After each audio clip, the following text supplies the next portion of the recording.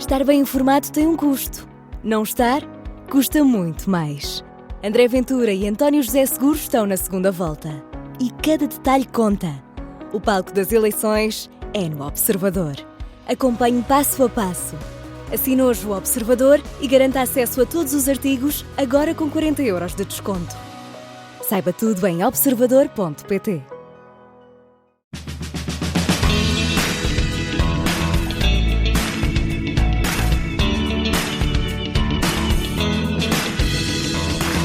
Toda a gente tem mais do que uma dimensão. A minha convidada de hoje é ela própria, uma apaixonada pela tridimensionalidade. Na vida real, a açoriana Teresa Canto Noronha é uma colega jornalista que, depois de uma breve passagem pela engenharia, passou pelo semanário, pela RTP, onde foi a primeira mulher do mundo que foi jornalista de desportos motorizados e, atualmente, podemos vê-la nos ecrãs das estações da SIC. Aqui vamos falar do seu percurso nas letras e nas artes plásticas. Autodidata e inspirada, tem experimentado na escultura, na pintura, no têxtil, no desenho, na madeira e na instalação. Começou a expor em 2012 e hoje tem obras até no Centro de Arte Moderna da Fundação Carlos Gulbenkian, onde homenageia e reinterpreta os tapetes tradicionais de Arraiolos. Olá, Teresa, bem-ajas por ter aceitado este meu convite. Bem-vinda à Rádio Observador, é um grande prazer estar a falar contigo. Obrigada e muito obrigada pelo convite. Tu, cá está, nasceste em Ponta Delgada, filha única e neta única na ilha, porque tens mais primas, não é? Tenho mais primas que sempre viveram aqui em Lisboa, sim, mas na ilha era filha única e por questões geográficas neta única. Exato.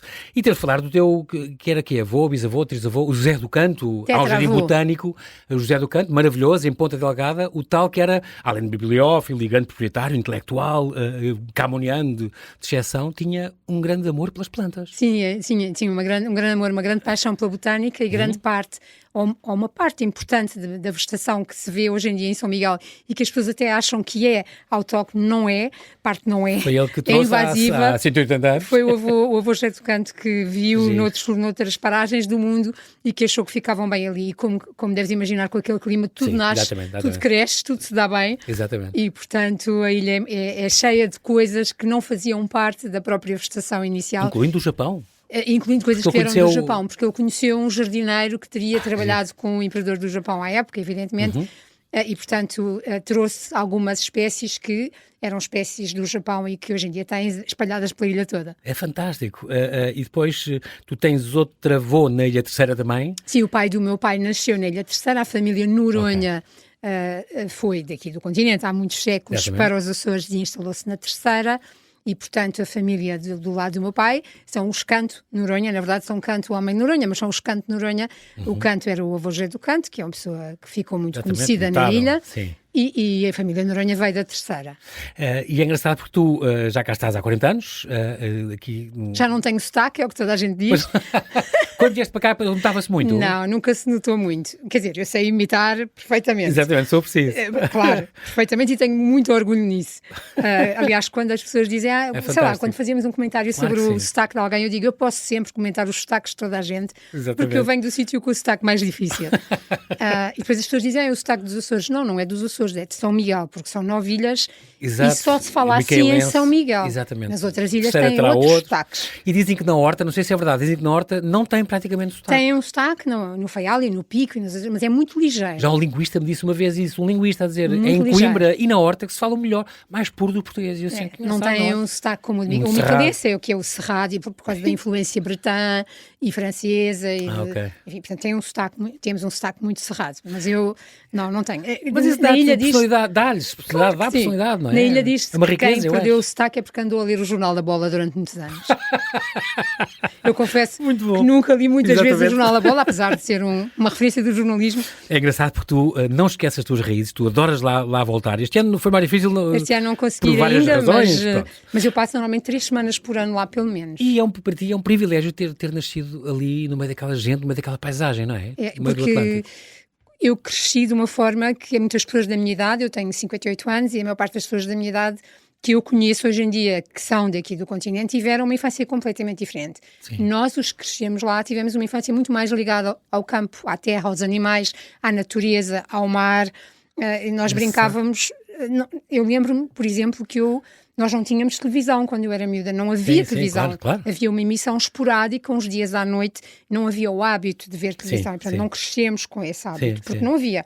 E as primeiras emissões que me lembro de ver com a minha avó eram balé, ópera, pouco mais, que era o que a RTP transmitia e dava nos Açores. Eu ainda sou do tempo em que nós lá em casa havia um telefone fixo, levantávamos e tínhamos de pedir à menina da Marconi para ligar para o número, mas nem era preciso dizer o número, porque em São Miguel poucas famílias tinham telefone. Sim, os números deviam ser 4 ou 3. E, portanto, eu lembro-me miúda da minha avó dizer, vá lá abaixo pedir à senhora para ligar para Lisboa, e eu levantava o telefone e dizia, a minha avó quer falar com o meu tio, e ela sabia que era para ligar para Lisboa, para a casa da minha avó em Lisboa. Incrível.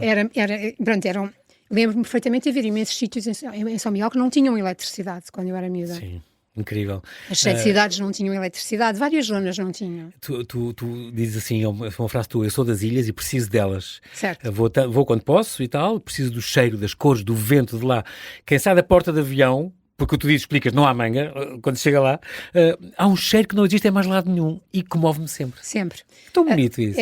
É um cheiro, é uma mistura de cheiros bons e de cheiros menos bons, como a erva salgada, que é uma coisa que se dá às vacas para comer e que tem um cheiro muito, muito intenso e bastante desagradável. Okay. E também do processo de crescimento das vacas, exatamente, não é? Os metanos desta vida. Os metanos, mas misturado com o mar e com a umidade e com o cheiro que o cheiro que a ilha tem é um cheiro muito diferente, e quando eu saio do avião, aquele cheiro, eu não sou o único açoriano que vive fora a sentir isto. O Nuno Betancourt, que é aquele guitarrista português muito famoso, que vive nos Estados Unidos, o outro dia achei imensa piada, porque li uma entrevista dele em que ele referia exatamente a mesma coisa. O cheiro, quando sai do avião, aquele cheiro comove-o. Só lembro pessoas dizerem isso, indianos, quando dizem que na Índia, quando se sai do avião, é quase o cheiro das especiarias que eles sentem. Pois, nós falam o cheiro no da cheiro, natureza, vocês também. digamos. Sim, exatamente. Falaste da tua avó, claro, é de facto quem te fez mais saudades quando tu saíste, tu chegaste a viver com ela, Sim, eu nasci e vivi até e aos cresci 13 em casa anos. da minha avó, sim. E de facto, neste último volume da Avenida Marginal, que reúne estes contos escritos dos açorianos na diáspora, digamos assim, que não estão lá, ou que estão lá, mas pronto, mas são autores açorianos. Tu contas uma coisa giríssima dela, que tu vives a 5 minutos da praia, podias, é uma coisa que tens saudades hoje em dia, mas dizias tu, a minha avó na praia do Popolo nadava como se o mar fosse o seu habitat natural, de touca branca, de flores e gestos vigorosos, mas sempre elegantes. A minha avó dominava o mar e isso fascinava-me. É uma grande homenagem que parece que é a tua avó também. Eu acho que qualquer pessoa que leia o que eu escrevi percebe que o grande amor da minha vida foi a minha avó. E conhecendo-a, se calhar, lembra-se disso e tem saudades claro, disto. A minha avó era uma senhora absolutamente extraordinária, muito uma senhora do seu tempo e da forma como cresceu e, enfim, do meio em que cresceu, contexto, claro, do seu contexto, mas também muito uma senhora de grande abertura para o resto do mundo e para experiências diferentes. Eu, quando era adolescente, tive uma fase ligeiramente rebelde e houve um dia que decidi quase rapar o cabelo todo, muito curto. E depois houve outro momento em que decidi pintar uma risca amarela no cabelo.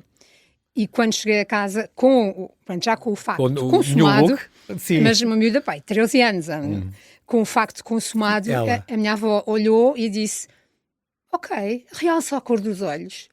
E depois, tens os olhos lindos, para dizer aos ouvintes, muito bonitos, azuis. Muito obrigada. E ela foi? Realça sim, mas a brincar, claro, com uma ironia, porque a minha avó tinha aquela sabedoria desde que tu não faças uma asneira demasiado grave, a tua rebeldia não me afeta. Então não vou sobrevalorizar, não é? Fantástico. E é engraçado porque tu acabaste por passar tenuamente pela engenharia química no técnico, na minha faculdade. Também andaste no técnico. Mas de facto, um bocadinho, não digo empurrada pela avó, mas surgiu esta ideia espera lá, não há nenhuma engenheira na família, se calhar podias tentar, porque tu tinhas boas notas. Sim, eu tinha boas notas, eu venho de uma família muito matriarcal. Sim. E, portanto, uma família onde as senhoras têm sempre a palavra, não é? A última palavra. Se não mesmo a primeira, a do meio e a última também. E eu lembro-me de estar a conversar com a minha avó e dizer, eu não sei bem o que é que hei de fazer, porque eu gostava de quase todas as disciplinas, tinha a sorte de ter boas notas. Exatamente. E, portanto, podia ter, assim, uma escolha mais variada. E lembro-me da minha avó dizer, nós não temos nenhuma senhora engenheira na família. E eu disse, ok, então eu vou para a engenharia. Fui miserável. À vontade. Reconhecendo que o Instituto Superior Técnico é uma escola de excelência, absolutamente. Claro, mas eu fui miseravelmente infeliz no técnico. Eu não me dei bem com a carga horária, não me consegui integrar, não consegui fazer amigos. Eu sou bastante comunicativa. Sim. Não consegui fazer amigos, eu vinha mal habituada, eu vinha habituada a ter boas notas sem ter de estudar muito, e é evidente quando tu chegas a uma escola de excelência como o técnico, se não estudares muito, não consegues. Exatamente. E eu não tinha treino de estudar, eu não sabia estudar, e portanto, claramente começou logo tudo a correr mal. Sim, sim. E não foi uma boa experiência para mim, só por minha culpa exclusiva, não do técnico, como é evidente. Tu, como jornalista, foi aí que abriu, tu como gostavas muito de ler e de escrever, houve este anúncio para um jornal de esportes motorizados, foi aí que concorreu e surgiu este desejo do jornalista, se calhar numa hipótese? Sim, eu pensei, o meu pai fazia ralis lá em São Miguel, okay. E sempre gostou de carros e de esportes motorizados, a minha mãe também fez ralis lá em São Miguel, e portanto eu cresci um bocadinho próximo desse ambiente. E quando apareceu esse anúncio num jornal de esportes motorizados, na altura os desportos motorizados e os jornais de esportes motorizados tinham muita importância, impacto. Sim. Os rapazes da tua idade todos liam e seguiam, digamos assim. Sim, os nossos heróis todos. Exato, e então eu pensei, pode ser uma boa forma de começar. E telefonei para lá, na altura era o que se fazia, não havia mais, não havia internet, não havia nada. Não é? Telefonei para lá, atendeu uma secretária da redação que me disse, eu vou-lhe mandar, de uma sua morada, vou-lhe mandar aquilo que é preciso fazer.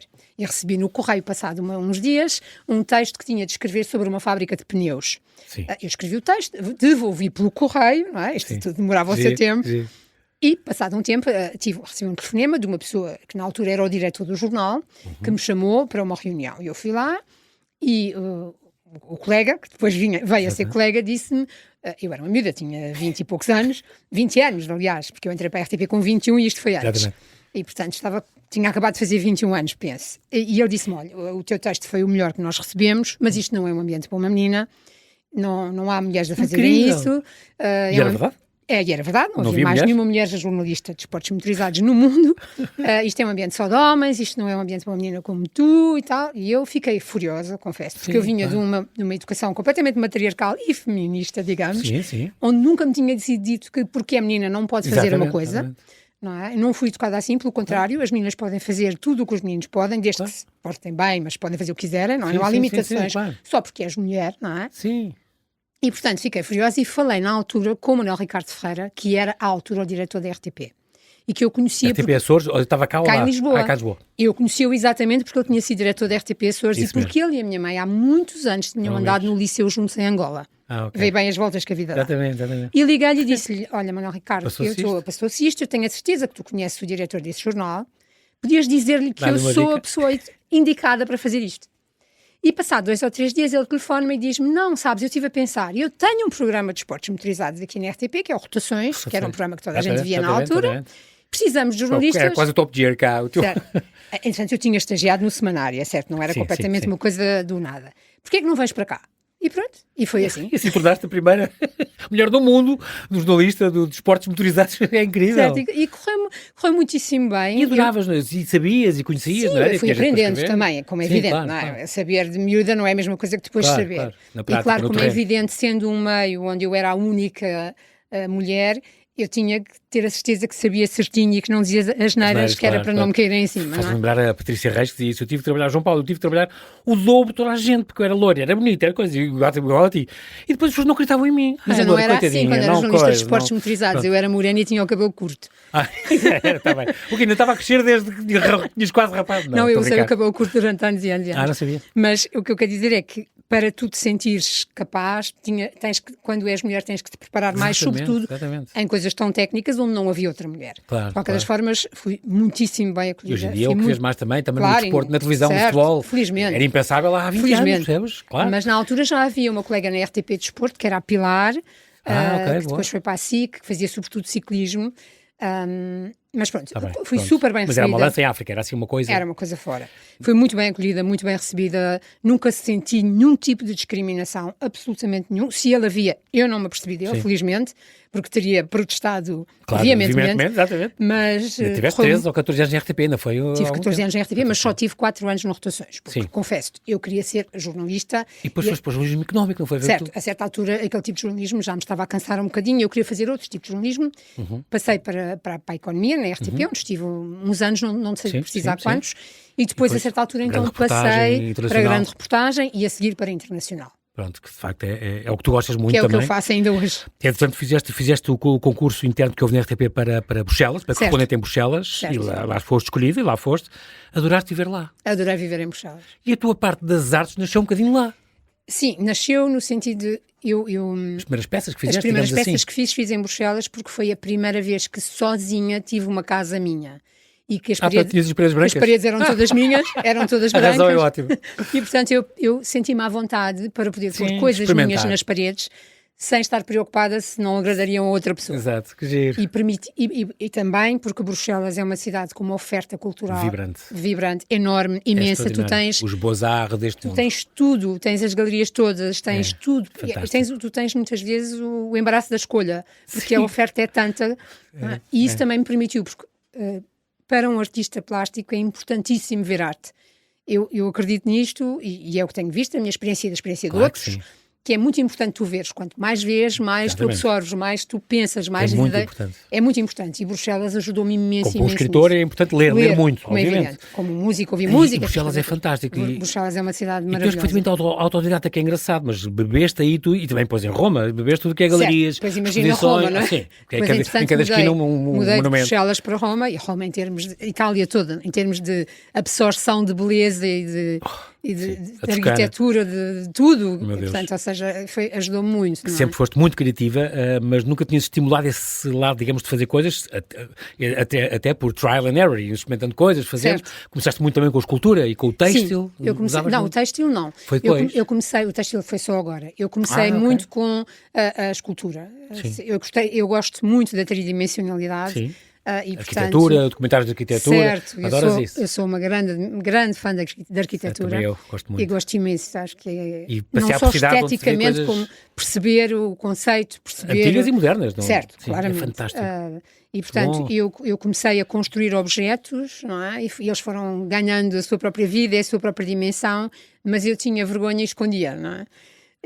Porque o pai da minha mãe era pintor. E, portanto, o lado da família da minha mãe são pessoas muito criativas e muito ligadas. Tenho muitos primos arquitetos, portanto, são muito ligados às artes. E como eu sempre fui muito racional, toda a gente achava que não faria muito sentido, lá está, esta dificuldade de perceber que tu podes ter várias dimensões. Tu podes ser uma pessoa muito racional e muito factual, mas ao mesmo tempo teres um lado B, um lado C, um lado D, uma criatividade, não é? Mais conceptual, como é o caso da minha. O teu caso. E portanto, mas como eu não fazia parte do meio artístico, como eu não... Isso não me tinha sido estimulado, eu fui muito estimulada para a leitura em miúda. Sim. E portanto, como isso não, eu tinha vergonha. Letras, se calhar. Eu tinha vergonha e escondia. E só depois, mais tarde, já vamos saber, isso aconteceu, alguém revelou as tuas obras de arte pela primeira vez. Mas Teresa Canto Noronha, temos que fazer aqui um brevíssimo intervalo.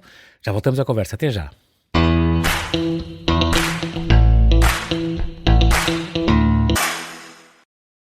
Vejo 3 fotos e canto tudo.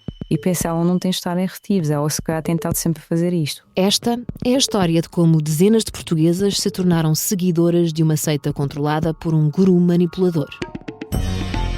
Recrutadas numa escola de yoga em Lisboa, muitas acabam em casas de massagens eróticas ou a serem filmadas em cenas de sexo e orgias. É um site de porno que não tem nada a ver com tantra, que ele é só ganhar dinheiro. Episódio 2. Há raparigas a desaparecer. Os segredos da seita do yoga.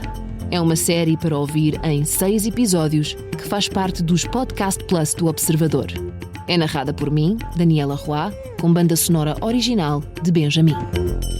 Os Podcast Plus do Observador têm o apoio da Kia.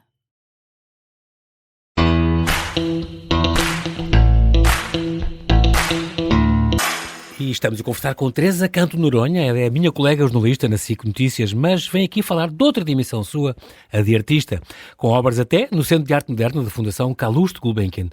Tens um percurso fantástico, é engraçado porque gostavas de explorar, trabalhavas todos os dias, tu dizes que ainda hoje guardas umas horas do teu dia para trabalhar no ateliê, para aprender, para conhecer as artes, para visitar museus, galerias, continuas a fazer isso? Sim, sempre podes? Sempre que posso, praticamente todos os dias trabalho no ateliê pelo menos 3, 4 horas. É, todos os incrível. dias. Bom, Sim, mas eu acho- atleta de alta Mas competição. eu acho que quase todos os artistas fazem isso. Giro, Não é? giro. Quanto mais trabalhas, mais o trabalho te sai naturalmente. Estavas muito bem em Bruxelas quando te apaixonaste por um italiano. Estavas em Bruxelas, nessa altura? Estava em Bruxelas, sim. Despedes-te e vais para Roma. Largaste tudo e foste viver para Roma. Certo. Nem passaste por Lisboa. Disse eu, nem passei por Lisboa. E tiveste de sair da RTP, disseste, por razões pessoais. Certo, porque o meu namorado na altura vivia em Roma, um italiano, vivia em Roma, e não tinha amor. planos de sair de Roma, e eu estava também numa fase da minha vida em que me apetecia uma mudança, e então decidi deixar a RTP e ir para Roma. Uma cidade também Uma vibrante, cidade extraordinária. vibrante, onde eu adoro ir, mas não adorei viver, vou ser muito honesta. Ok. Não adorei viver, é uma cidade demasiado caótica. Eu sou muito nórdica na forma de pensar. É muito organizada. Sou muito organizada, Ok. gosto de cidades de dimensões mais pequenas. Roma é uma cidade enorme. E mais confusa, Eu claro. sou apaixonada por Roma, mas já vivi lá uma vez e não foi uma coisa que eu quisesse repetir. Sim. Ok? Gostas de lá passar e visitar? Adoro lá pronto, isso estar, adoro visitar, Mas mas viver é viver sempre outra diferente, eu também vez acho isso. Eu também é uma percebo coisa que isso. já fiz uma vez Claro que durante sim. 4 anos e pronto. Chegou-me. E chegou-me. Mas foi uma experiência muito importante do ponto de vista artístico, do ponto de vista pessoal, foi uma experiência de uma forma de estar na vida muito diferente, mas do ponto de vista jornalístico foi um passo muitíssimo importante para mim, porque eu achava que ia ter dificuldades de voltar a trabalhar como jornalista, e no entanto, de repente, não é? O Papa João Paulo II fica doente Exatamente. e começam a surgir solicitações para trabalhar a partir de Roma. José Fragoso, por O José exemplo, Fragoso da na TSF, a Visão, Martim Cabral, depois o Martim Cabral na SIC, SIC, e portanto a certa a altura... Visão também. Pode ser nossa correspondente, estás aí a viver e és Já jornalista. agora estás aí, és Pode ser nossa jornalista, correspondente, sim. tens experiência E de foi na altura televisão. que ele ficou doente e morreu. Não, isso ainda demorou uns anos. Ok. Foi num dos primeiros momentos em que o Papa quando João soube do Paulo Parkinson e II não sei ficou quê. doente. Ok. E, portanto, a partir daí, eu voltei a trabalhar como jornalista, como correspondente, tal como tinha sido em Bruxelas, mas numa forma completamente diferente, porque em Bruxelas a RTP tinha uma delegação com uma equipa. Permanente, sim. E eu em Roma estava sozinha, e isso foi importante também para aprender a trabalhar sozinha, sem rede, num país onde um jornalista português, eles são muito simpáticos com os portugueses, mas um jornalista português não risca nada, não é? Sim. Tu dizes que és a televisão de Portugal, para eles é completamente indiferente. Para os grandes Tu decisores, tinhas, para entrar no ar, tinhas que contratar, você tinha um contrato com alguém que eu fornecia tinha a que câmara. contratar um cameraman. Chamavas, pronto, muito bem. Para a TSF gravava telefonicamente, para a Visão escrevia, enviava por mail, Exatamente. mas para a SIC tinha que contratar um cameraman. Sim. E, portanto, como era preciso pedir autorizações para tudo, era tudo mais complexo, porque, sim, eram muito simpáticos, mas nenhum político italiano se dava ao trabalho de me dar uma entrevista, porque para eles não lhes interessava nada uma televisão de Portugal. Não é? Sim. Não tens Tornou-se pressão. o trabalho mais interessante do ponto de vista jornalístico a partir do momento em que apresentei credenciais no Vaticano. A partir tornaste desse vaticanista, momento em que pronto. te tornas vaticanista, tens uma quantidade de trabalho muito maior, porque o Vaticano fornece-te muita informação. Sim.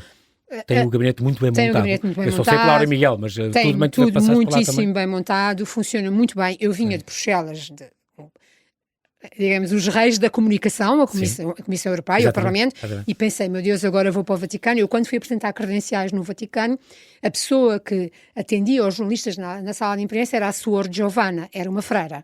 Ok. E eu pensei, meu Deus, não é? Como é que vai ser isto? E confesso que foi uma surpresa. Eu provavelmente tive um preconceito profissionalismo naquele e momento, Sim. mas que era completamente Bonito errado. assumires isso e dizer, mas Tive um depois percebi preconceito, que mas depois percebi que a realidade era funcionava muito diferente. bem, e Ainda ainda bem. hoje funciona muito Exatamente. bem, e não importa de que país tu vens, sentes-te tratado com o mesmo respeito que qualquer outro. Exatamente. Incrível. É muito fácil trabalhar. Eles dão-te toda a informação que te podem dar, é uma relação de confiança mútua, Sim. clara, E não é? com embarque, quando é preciso, só claro. homilia, só sai. As acho. regras existem, Muito bem, toda a claro. gente tem que as cumprir. É evidente que tu percebes, enquanto jornalista, Claro. que não estás a tratar um tema onde a abertura é 100% total e se pode falar de tudo. É evidente, não é? É um Sim, tema claro, específico, claro. mas Exatamente, seria a mesma exatamente. coisa com qualquer outra religião, em qualquer outro ponto do mundo. Sim. E apesar de tudo, a Igreja Católica, apesar de tudo, continua a ter uma abertura maior do que algumas outras religiões Exatamente. monoteístas. Sim. E, portanto, é bastante E fácil outro impacto trabalhar. também no mundo e todo, não é? É fácil trabalhar. Depois eu, felizmente, pelo facto de ter vivido lá, fiz amizade com jornalistas italianos que trabalham este tema, o que facilita muito a minha vida quando lá vou. Claro. Porque eles têm, como lá estão sempre hoje em dia, não é? Eu já não Contactos, estou há umas muitos coisas, anos. exatamente. Têm os contactos, têm informação, conhecem-me, partilham, o que é muito agradável e torna o trabalho mais fácil. Tu, entretanto, tu eras católica? Alguma coisa ou não ligavas muito desde Não, pequena? eu sou católica, mas mas não sou praticante, digamos. Sim, Quer dizer, portanto, eu sou trabalho... eu sou aquilo que o Papa Bento XVI chamava católico fai da te, que quer dizer católico à tua medida. Ok. Ou seja, o que é que isto quer dizer? O Papa Bento XVI dizia que havia demasiados católicos fai da te, católicos à medida deles. Se és católico, mas decides o que é que tu queres cumprir e o que é que tu não queres cumprir. Pois. Em que é que acreditas e em que é que não acreditas. O que é que tu achas que está certo Não e o que estás 100% com tudo o não que estás eles 100% dizem. dentro, mas também não estás completamente fora. Exatamente. E depois é sobretudo, és católico até por uma questão cultural, porque nasceste aqui. Exatamente. Se calhar, se tivesse nascido num país muçulmano, era muçulmana. Exatamente. Ou seja, isto também A temos que tradição enquadrar e no o teu espaço. ambiente também interessa, não é? O O contexto. que é importante Claro. perceber é que, enquanto jornalista, este tema é tratado para mim como qualquer outro de política internacional que eu trato todos os dias. Sim. Isso é que eu acho que é importante. É importante para mim, é importante para a empresa onde eu trabalho, que é a SIC, e é importante para quem me ouve perceber Ainda isto. hoje fazes de vez em quando coisas do Vaticano, não já Sim, não? claro. Fazes? Eu estive no último ano e meio várias vezes em Roma a acompanhar tudo o que aconteceu. Continuo a ser a pessoa Com que clave e tudo, exatamente. assim que envia para Roma ok. sempre que Boa. acontece qualquer coisa. Tu, entretanto, também participaste neste Acompanhar Papa Francesco in Viaggio. Acompanhaste neste livro porque chegaste a viajar com ele. Sim, esse foi um livro muito Foi um livro engraçado. que fizeram com textos jornalistas de vários países sobre a experiência dele de vir à jornada. Certo. Foi um livro que foi decidido por um padre que nos acompanhou na viagem, que era amigo do Papa Francisco, e nos acompanhou durante a viagem e depois decidiu que era engraçado porque esse senhor faz publicações de tirinhas de humor, esse padre. Ele é uma pessoa muito interessante e faz tirinhas de humor sobre a Igreja Católica. E o Papa Francisco, como tinha um grande sentido de humor, ficou próximo dele. Aliás, um dos livros desse senhor, desse padre, foi o presente que o Papa Francisco deu aos cardeais no Natal, num dos Natais. Eles criaram uma amizade e ele disse: olha, quando eu for a Lisboa à Jornada Mundial, vens comigo. E depois, esse senhor, como achou mais interessante estar ao pé dos jornalistas, porque podia ir aos sítios todos, acabamos por criar ali uma amizade. Claro. E então ele decidiu fazer esse livro e convidou alguns jornalistas portugueses que também estavam a acompanhar a viagem para escrever. Tu portanto, acompanhaste o Papa quando ele veio cá? Estavas cá ou já? Sim, eu já tinha feito outra viagem com o Papa Francisco também a Portugal, quando ele veio a Fátima. Aos 100 anos de Fátima, ou 2017? E também fiz uma viagem com o Papa Bento XVI, portanto tive a sorte, ainda não viajei com este Papa, porque ele também chegou ainda agora, não é? viu, Chegou agora é só a ir à como dizia outro dia, Turquia. entrou numa reunião e disse: peço desculpa, mas chegaram um bocadinho atrasado. O próprio Papa, o Leão XIV. Leão XIV disse isso: cheguei um bocadinho atrasado, mas eu sou novo neste lugar. Exato. Portanto, ainda não. Mas espero um dia poder fazer. No teu contato, tiveste algum contato com o Papa Francisco assim mais próximo? Falou contigo? Sim, ele falava connosco no avião. Até no avião falava, não é? Ia falar, tinha a preocupação de. Certo. E tu dizes, foi a primeira alguém vez, falava e que ouvia. Foi a primeira vez que o Papa. Foi o primeiro Papa a vir falar connosco. Nas viagens anteriores e nos pontificados anteriores, nós íamos lá à frente. Cumprimentar, no lugar dele, cumprimentar e estar ali um bocadinho a conversar. O Papa, e vem pelas coxias, não é? E só iam alguns jornalistas, normalmente cumprimentar o Papa. O que o Papa Francisco ele decidiu fazer ao contrário e vinha falar a todos. Que vem nas coxias, a todos. E tinham sempre uma piadinha para cada uma. Que mais ficou dele? De uma pessoa muito calorosa, um homem muito, que sabe muito bem, aliás, foi muito claro na conferência de imprensa no voo, que era um homem que sabia muito bem o que queria, o que pensava, aquilo em que acreditava, o rumo que queria para a Igreja. Um homem muito determinado, quem o conhecia de perto dizia até mesmo às vezes teimoso, mas muito determinado, com uma visão muito clara daquilo que queria. Um homem sem rodeios, dizer muito francamente o que pensava. Mas ao mesmo tempo uma pessoa muito calorosa, mas também muito bem disposto, muito divertido, muito bem disposto, sempre com uma piada, sempre. Sim. Quando estás com ele acho um privilégio também, completamente. Mas eu também fui grande fã do Papa Bento XVI. Sim, o Papa Bento XVI era um senhor muito mais discreto, muito tímido, reservado. Era um académico, era diferente. Mas muito carinhoso. Eu, como católico, acredito que há sempre que está o Espírito Santo aqui metido. Isto é, há um Papa certo para cada altura. E de facto Bento XVI fazia falta ali naquele período. Eu não sei se compartilho dessa ideia do Espírito Santo, mas o que eu sei é que o Papa Francisco só foi possível graças ao Papa Bento XVI. Ou seja, a visão que o Papa Bento XVI teve de eu não tenho mão para isto nesta altura, é preciso outra pessoa, eu tenho que resignar. Extraordinário, coragem. Isso permitiu abrir caminho a outras escolhas. Mas o Papa Bento XVI era uma pessoa muito carinhosa, muito querida. Quando te apertava a mão, ficava de mão dada contigo, olhava-te nos olhos, conversava. Na viagem que fizemos com ele achou engraçado eu falar italiano fluentemente, quis saber porquê. Depois eu expliquei que tinha vivido com italiano. Ele disse, quantos anos e gostou? Interessou-se, fez conversa, quando não tinha obrigação nenhuma, como é evidente. Portanto, era uma pessoa muito terna e depois, a maior parte das pessoas não percebe isto sobre ele. Lembro-me tão bem de quando ele veio cá a Portugal, de 2010, se não me engano, depois de sair de cá, e tinha sido a altura em que caíram os escândalos na igreja, os abusos. Foi um período muito difícil. E ele lutou muito com isso também, como este, aliás, também. E depois é extraordinário porque ele saiu de cá completamente rejuvenescido. Lembro que na altura falaram... Sim, aquele banho de multidão fez muitíssimo bem. E das pessoas que ele falou, depois foi em Coimbra, não sei o que, ele foi assim uns sítios... Foi ao Porto. Ao Porto. E lembro que esse contacto com as pessoas foi extraordinário para ele. Foi e muito a Aura Miguel, depois acompanhou no avião de volta, dizia, ele foi um banho que lhe fez maravilhosamente bem. Sim, eu também estava nessa viagem e foi... Ele quando veio para Lisboa vinha uma pessoa, quando voltou era outro homem, era um homem, porque ele vinha com aquele peso todo que estava a acontecer. A coisa tinha arrebentado e depois chegaram a dizer cá que as campanhas chegavam a ter, iam pôr pósteres com o Papa a acarnar uma criança ou a fazer não sei o quê, e depois tiveram a tirar isso tudo, porque de repente ia cair mal, uma foto dessas. Não, foi, ele não estava à espera, da viagem. aquilo que nós sentimos na viagem de regresso foi que ele não estava à espera daquele banho de multidão, porque havia o receio de que o momento tão difícil afastasse os fiéis. E as pessoas não se afastaram e, portanto, ele sentiu isso. Mas o Papa Francisco também não estava à espera da quantidade de gente que teve na jornada. Nem o Vaticano estava à espera da quantidade de gente que tiveram na jornada. Foi uma coisa não estavam única, à espera, ficaram absolutamente encantados. E depois, como eles já me conheciam, tiveram assim algumas conversas engraçadas do género. Mas então os portugueses não... Porque não houve um problema, não é? Sim. Não há notícias de problemas, não é? Com 1,5 milhão e a segurança, tudo o que podia ser, podia acontecer, coisas de saúde, coisas os jornalistas estrangeiros acharam imensa piada porque diziam os portugueses aplaudem a polícia. Pois foi, eu lembro disso, ficaram muito admirados. Exato, e fizeram um belíssimo trabalho, atenção. E lembro que tinham as instruções de não ter as armas à vista, é muito curioso isso. Eu não sei porque eu estava na comitiva e nós dormíamos uma média de 2 horas por dia. Quem teve nos bastidores. Confesso que há coisas que já nem me lembro bem. E então a profissão de jornalista mudou muito em 35 anos, não mudou? Mudou muitíssimo, muito. Mudou muito, em muitas coisas para melhor. Absolutamente, a tecnologia que temos ao nosso dispor. Aliás, nós estamos aqui a fazer uma coisa que não existia, um podcast, não é? Exatamente. Mudou muito a informação, a tecnologia, as coisas a que temos acesso são incríveis, o mundo, a facilidade com que nós acedemos à informação. Tudo se sabe, em tempo real. Certo, eu acho isso absolutamente magnífico. Não sou nada um velho do Restelo. Sim, mas também os julgamentos sumários, o fake news. Pronto, depois há o lado negro, não é? E o lado negro é este período que estamos a passar e que eu espero que seja cíclico, como tudo na história. Exatamente.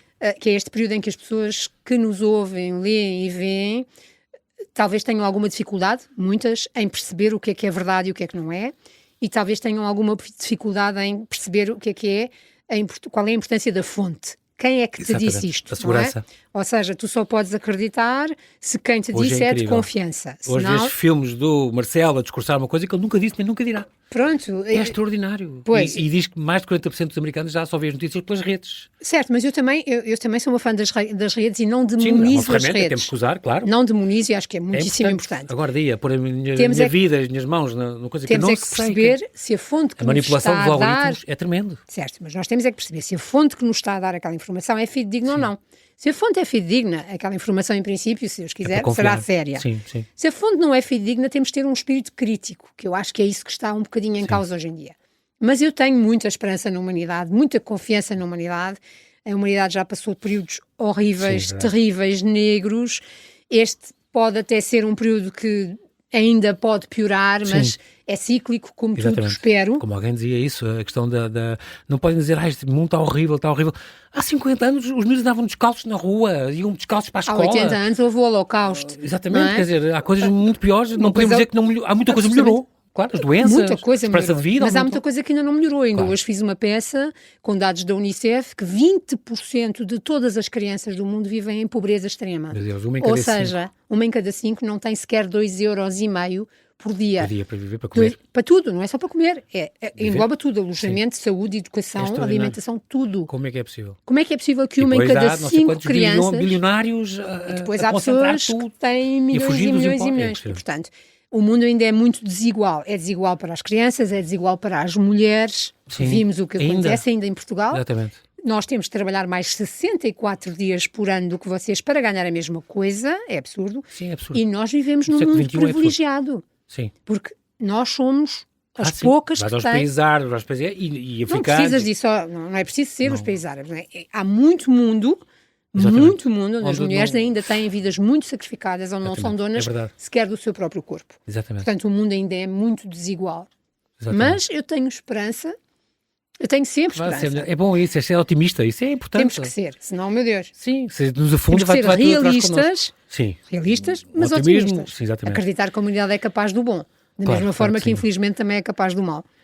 Muito bem, a arte pode nos salvar destas coisas também, Teresa, pode nos ajudar muito. Eu acho que a arte A nos cultura em pode geral e a aliviar. arte, concretamente, a arte plástica no teu caso. Eu acho que a arte nos pode aliviar. A arte alivia quando lês um livro, quando vês um filme, Exatamente. quando ouves uma música, quando olhas para um quadro, quando olhas para a arte da Descomprimos. natureza. É verdade. Descomprimes, alivias, pensas noutra coisa. Ou não, ou pensas Ou melhor. faz-nos pensar, Ou há peças e aprofundas. teatros e livros que nos fazem... A arte plástica, tanta Caramba. coisa que tu olhas e pensas, isto faz-me Isto pensar. inquieta-me, exato. Inquieta-me, ou não, ou suscita-me uma Tão curiosidade.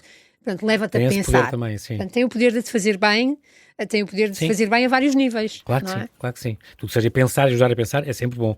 Tu experimentaste muita coisa, é muito gira, pintura em madeira, estou a pensar nisso, estou a pensar em origami, estou a pensar em dobragem de papel. Esta coisa que eu adoro, esta tua fase dos animais, que é uma coisa que eu amo perdidamente o que tu fazes, a Teresa transforma às vezes aquelas pinturas dela faz lembrar também mandalas e faz lembrar caleidoscópios, sabes o que é que eu estou a falar? E das falácias, às cores muito bonitas, muito coloridas, e depois transformas aquilo em cartolinas. Houve uma altura em que faz os animais. Sim, mas isso extraordinário. Isso não é um trabalho original meu. Esses templates as pessoas podem todas tirar da internet e fazer aquelas cabeças de animais. A questão Que é depois búfalos, elefantes a e questão cavalos. depois é como é que tu conjugas as cores. E depois, a certa altura, Exatamente. Aquilo não é fácil, aquele cartão, dobrar aquilo e pintar aquilo. É um jogo de paciência infinita. E depois decidi a certa Mas altura é tão começar bonito. a pintar em cima daquilo. A partir daí ganha outra dimensão, Sim. como é evidente, desenhar e pintar em cima Os daquilo. primeiros eram tudo monocromáticos, era a cor do cartão? Não, eram cartolinas coloridas, mas depois a certa altura decidi começar a pintar e a desenhar em cima daquilo, Ok. o que lhes deu outra dimensão, Exatamente. como é evidente. Tão bonito. Isso aconteceu porque foi na altura da pandemia. E o que é que eu estava a trabalhar, obviamente, em casa. Houve um período em que tínhamos um grupo de pessoas na SIC em casa a trabalhar. Em teletrabalho, sim. Que ficámos em teletrabalho porque éramos pessoas que conseguiam montar as peças em casa. Sim.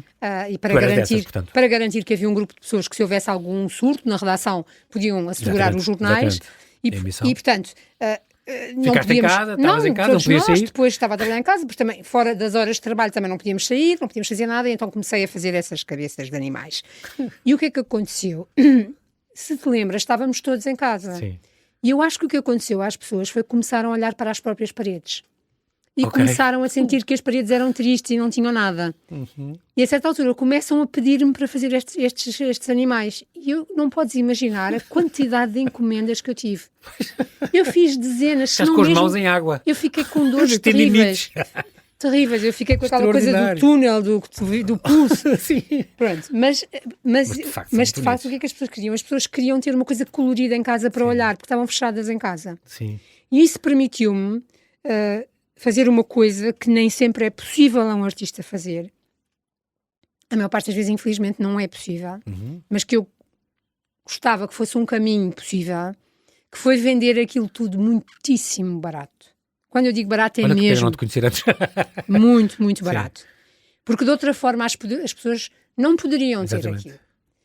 E eu, em vez de pensar naquilo como uma forma de ganhar dinheiro, pensei naquilo como uma forma de estar na casa das pessoas. Exatamente. Uma ter missão. uma peça minha em casa das pessoas. Giro. Quando as pessoas olhassem para a parede, tinham ali uma parte de mim. Uma Teresa Noronha. Exato.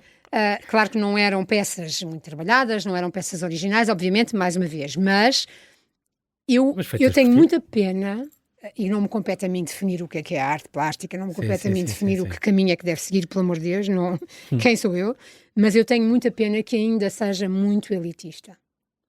Ainda seja uma coisa acessível a poucos. Sim. Porque o que é que acontece? A escrita também era só para a escritura. A escrita também era Sim. só para poucos. Era Sim. só para os muito eruditos e para os muito ricos. Só para os reis e para os papas. Hoje em dia qualquer pessoa compra Sim. um livro num supermercado. Sim. E, portanto, democratizou-se Exatamente. a escrita, certo? A Claro. música também era só para os eruditos. Durante séculos foi só Exatamente. para Era os só eruditos. canto Ou então, gregoriano e orquestra. era música popular, chamado folclore, ou Exatamente, música exatamente. tribal, não é? Sim. Hoje em dia toda a gente no mundo Sim. tem acesso à música. Tu nem precisas quase de pagar, tu descarregas Exatamente. uma aplicação. Ao passo que A música arte democratizou-se. As plástica, artes plásticas sim. continuam a ser uma coisa É um bocado elitista. de nicho. Sim. E é uma pena que assim sejam. Felizmente começaram a surgir os artistas de rua, os grafiters, as pessoas começaram a trazer até as serigrafias já ajuda muito, democratiza um bocadinho. Sim, mas é preciso mais do que isso. É preciso que toda a gente possa ver e toda a gente possa ter acesso. E hoje em dia existem coisas novas, formas novas de aceder à arte, que eu acho muito interessantes, como uma coisa em que eu tenho a sorte de poder participar, que se chama o Mercado pela Arte, que é organizado por uma associação que se chama Plataforma pela Arte, que é um mercado em que tu, um sábado à tarde, tens 40 artistas numa cave de um estacionamento. A pintar e a criar? Não, a venderem as suas coisas. Ok, que giro. E tens destes artistas... Como se fosse a Feira da Bagageira. Aquela coisa Pelo amor de Deus, mal comparado. Tens artistas mais conceituados e tens miúdos que é a primeira vez que estão a mostrar a sua arte. Boa ideia. E estão todos ali uma tarde, com várias vantagens. Primeiro, tudo o que eu ganhar é para mim. Quem organiza não ganha nada, portanto não há um intermediário. Sim, uma galeria que fica com X% ou com N obras. O contacto direto com as pessoas. Eu, por exemplo, vou-te dar um exemplo. Eu fiz uma série aqui há 3 ou 4 anos, tinha umas colagens. Eu achava aquilo o máximo, honestamente. Sim, claro. Ninguém olhou para aquilo. Eu estive num desses mercados com as minhas peçazinhas lá na parede, que por acaso até estavam quase todos emoldurados, e as pessoas passavam à minha frente e nem paravam para ver. E isto, apesar de ter sido duro, é extraordinário, porque aí é que tu percebes aquilo que tu estás a fazer. Mais para aqui ou mais para ali. Interessa ou não às pessoas, porque esta ideia do artista que trabalha só para si, só faz aquilo que gosta, e depois, se tu só fizeres o que tu gostas, de que é que serve? Nada. E tu tens essa coisa que é, acho que se devia investir na dinamização, na mediação cultural, para que o contacto com o artista não seja só na inauguração, e acabou. Certo. Essa educação pela arte, que é muito importante. Não, e que as pessoas possam ir a sítios. Por exemplo, a vantagem deste sítio é que as pessoas podem ir levar o cão, o gato, a criancinha, o que quiserem, passear, entram, saem, não têm de falar com ninguém, se não quiserem, não precisam de comprar nada, se não quiserem. Podem passear ali como se estivessem a passear num jardim, mas estão a ver arte, e isso é maravilhoso. Claro que sim. E permite também ao artista ter o contacto direto com o cliente, com a pessoa, com o eventual futuro colecionador, exatamente. Sabes, não é? Arraiolos et al., esta nova série de trabalhos nós fechamos, já temos 10 segundos, que no fundo estão na loja do CAM, do Centro de Arte Moderna da Fundação Carlos de Gulbenkian. Aqui tenho o têxtil, não é? Tens o têxtil, a lã é, digamos, o teu lápis e as tuas tintas. Isto é aqui uma homenagem aos bordados de arraiolos, aos tapetes de arraiolos. Mais uma vez, é uma homenagem às mulheres, não exatamente àquilo que fazem, não especificamente aos tapetes. Faz lembrar a história de Eloné, estes trabalhos e não és a primeira pessoa que me diz isso. Mas vais variando o que é com esta tua geometria e estas tuas escolhas, no que fundo, é sempre muito inspiradas. É só para dizer que este trabalho é também um bocadinho uma provocação, porque faz-me confusão que se chama isto arte têxtil, porque na verdade eu estou a fazer exatamente o que eu fazia na madeira e o que eu fazia no papel, só que estou a fazer em tela com lã e com lã. Exatamente. E só porque é feito por uma mulher já se chama arte têxtil, mas se fosse uma escultura em plástico ninguém chamaria arte plástica, no sentido de plástico, não é? Sim, exatamente. E portanto eu também queria um bocadinho desmistificar isso. Eu sou a mesma pessoa que era quando fazia desenhos. Mas passaste por imensa coisa, experimentaste imensa coisa, isso é muito bom. É só um material diferente. Tua inspiração, claro que sim. É só um material diferente, no entanto é um material tipicamente português, absolutamente sustentável, tradicional, uma coisa onde mulheres passaram... E muito bonita, as cores são lindas, aquele conjunto, o teu desenho é muito bom. Obrigada. Extraordinário. Para as pessoas te seguirem, última coisa, para te seguirem, tens um Instagram, tenho um que Instagram, é Teresa Canto Noronha, é muito Teresa Canto Noronha, e depois tens este Paper Stuff by TCM, ainda existe? Ainda existe, mas eu já não faço essas cabeças de animais em papel. Mas isto era só os animais? Mas se as pessoas se quiserem inspirar para fazerem elas próprias, ótimo. Então, fantástico. São bem-vindas. Muito bem, Teresa Canto Noronha, quero-te agradecer muito esta tua disponibilidade em vir aqui. Muito obrigada. E que continues sempre com esta inspiração extraordinária e a grande jornalista que tu és também. Gostei muito de conversar contigo sobre o jornalismo de hoje. Muito obrigada. Foi muito importante, um ótimo complemento nas tuas várias dimensões, que tens mais que 3. Obrigada. Muito obrigado, Teresa. Obrigada. Até sempre.